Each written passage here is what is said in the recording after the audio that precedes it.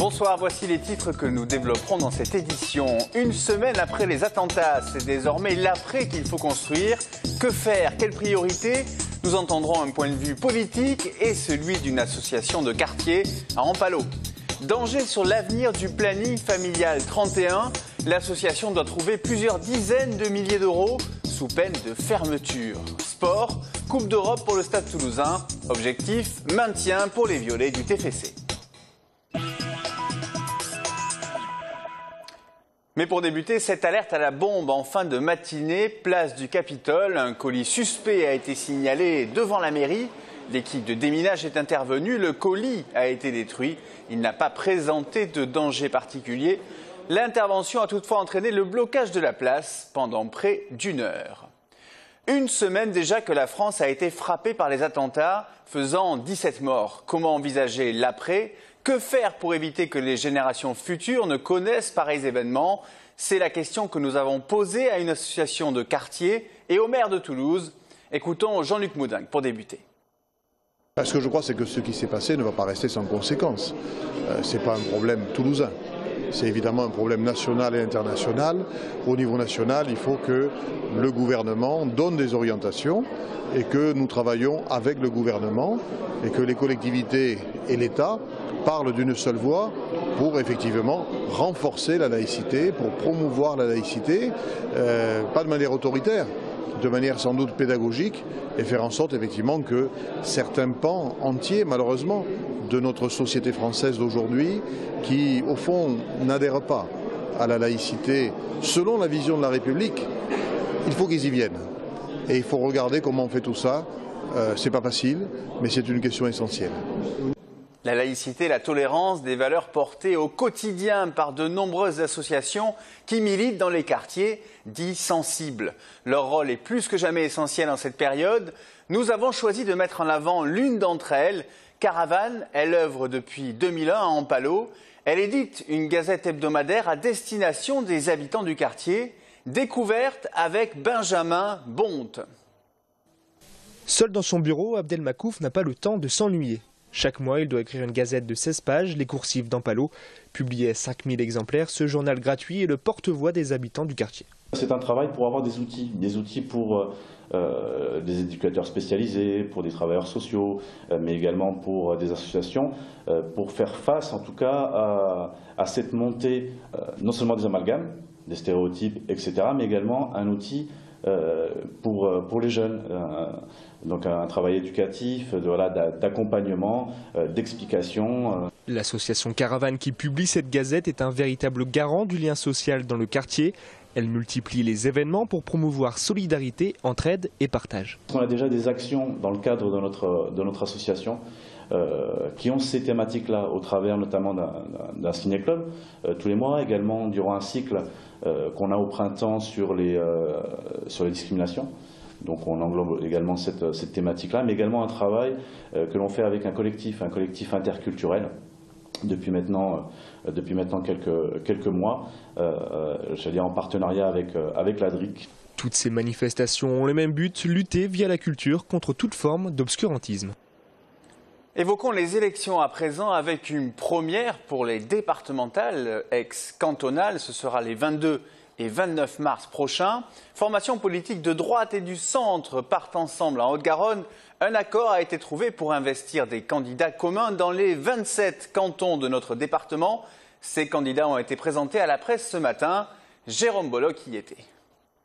Comme pour les municipales et les sénatoriales, la droite et le centre partent ensemble pour ces nouvelles élections. Une formule qui a fait ses preuves. Je pense que c'est une bonne recette. Et d'ailleurs, ce qu'on a vu aujourd'hui avec la présentation de tous ces candidats, c'est ça. Le renouvellement, le rassemblement, la diversité des sensibilités, la diversité des étiquettes politiques ou pas d'étiquettes politiques. Et je crois que ça va être notre force en mars prochain. On s'est réunis pour savoir si c'était possible effectivement de redévelopper ce modèle à l'échelle départementale sans se donner un objectif trop ambitieux. Et on s'est rendu compte que canton par canton, on arrivait à trouver les équipes gagnantes, à mettre ensemble des candidats de qualité qui représentaient bien leur territoire. L'un des objectifs affichés est d'arrêter une forme de confrontation entre aire urbaine et rurale. Il y a un sujet, à mon avis, qui est majeur, c'est de savoir comment le Conseil général va s'organiser entre ces deux pôles qui représentent des intérêts économiques, sociologiques totalement différents. À mon sens, le Conseil général doit être un appui fort pour la ruralité, l'aide au développement économique en dehors de la métropole. Autre axe de campagne, la vigilance budgétaire. Aujourd'hui, si vous voulez, l'État-providence, c'est fini. Et donc le département-providence, c'est fini. Il est clair que les citoyens et nos administrés ont des droits.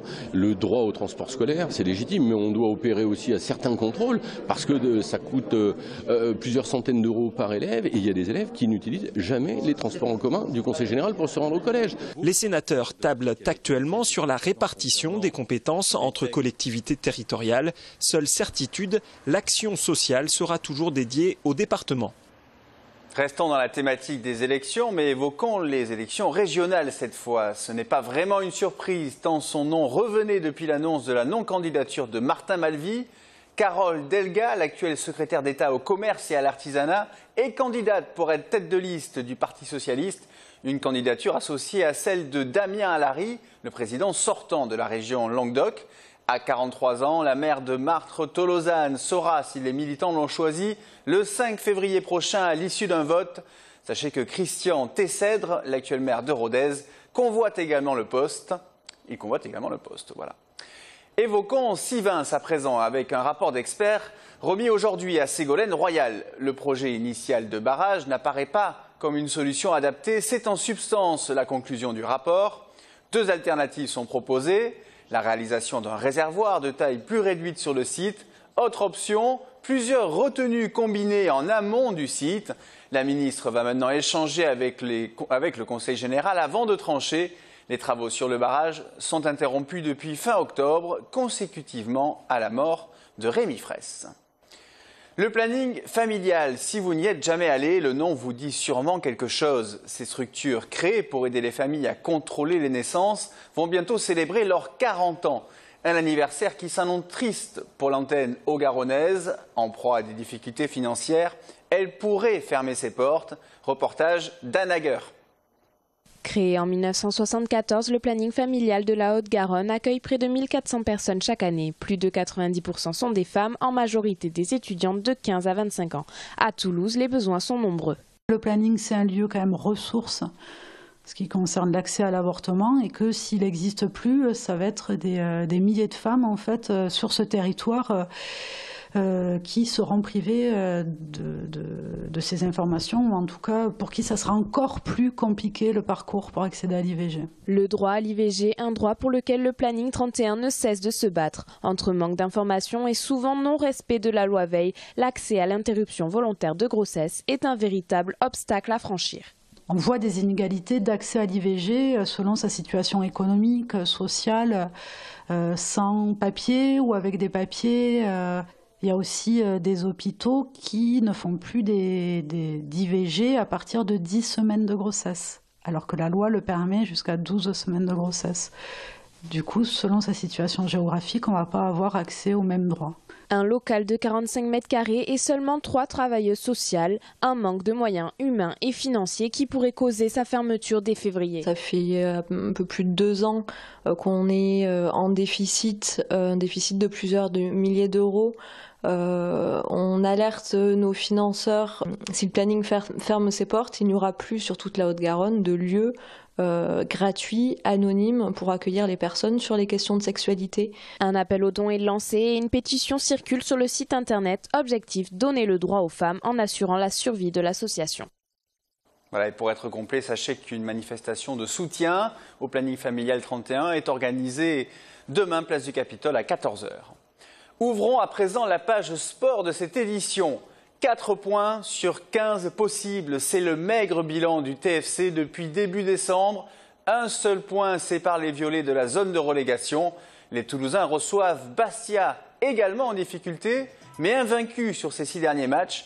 La réaction attendue du TFC, c'est à suivre samedi dès 20 h. À noter la possible présence du défenseur canabique, fraîchement arrivé lors du mercato. Rugby, Coupe d'Europe, c'est invaincu dans cette compétition que le Stade Toulousain aborde son avant-dernier match de poule face aux Anglais de Basse. Une victoire les positionnerait idéalement en vue d'un quart de finale à domicile. On écoute Yoann Huget sur les enjeux de cette rencontre.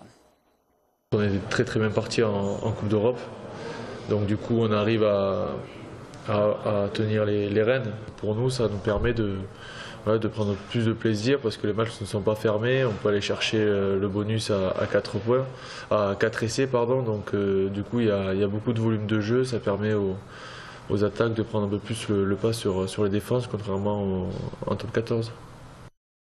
Basse, c'est dimanche à 16h15. De son côté, Castres se déplacera au Leinster avec l'espoir de faire bonne figure dans une compétition où ils sont d'ores et déjà éliminés. En Pro D2, 17e journée du championnat, l'affiche du week-end est à suivre du côté de Colomiers. Dimanche à 14h30, ils reçoivent Perpignan, actuel deuxième du classement.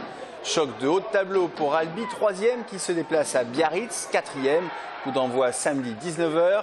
Le même jour, mais à 18h30, Montauban, 8e, recevra l'avant-dernier, Dax. Voilà un mot d'aéronautique à présent pour vous signaler, juste après ce journal, un Aerospace Magazine spécial Aéroscopia. À l'occasion de l'ouverture du musée de l'aéronautique, Sophie Voinis a délocalisé son émission sur place.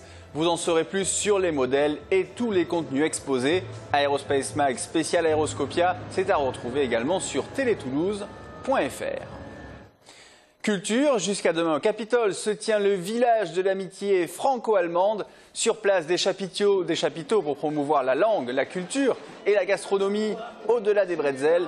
Une scène est également installée pour découvrir des groupes allemands. C'est une façon de donner le coup d'envoi de 15 jours d'événements dédiés à l'amitié franco-allemande à Toulouse. Et pour conclure, une avant-première de choix ce soir au Méga CGR et au Gaumont-Wilson. Jean-Jacques Hano viendra présenter Le Dernier Loup en avant-première. Le réalisateur qui poursuit sa série d'inspiration animalière après l'ours et le tigre dans Deux Frères. La sortie de ce film, c'est le 25 février en salle. Et c'est sur ces quelques images que nous allons terminer notre édition en vous souhaitant le meilleur week-end possible. À très bientôt sur TLT. Tuer les louveteaux, ça permettra d'en réduire le nombre. Si on tue leurs petits, ils vont être furieux et ils vont se venger. Ceci est un ordre.